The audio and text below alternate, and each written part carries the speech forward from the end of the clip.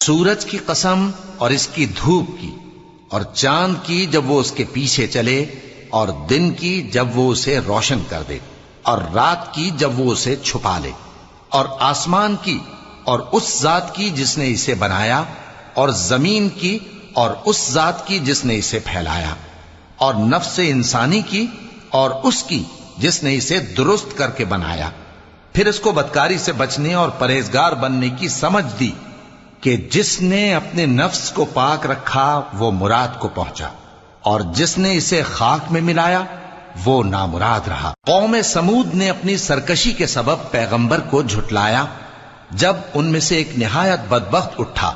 تو اللہ کے پیغمبر صالح نے ان سے کہا کہ اللہ کی اونٹنی اور اس کے پانی پینے کی باری سے خبردار رہو، مگر انہوں نے پیغمبر کو جھٹلایا، پھر اونٹنی کو مار ڈالا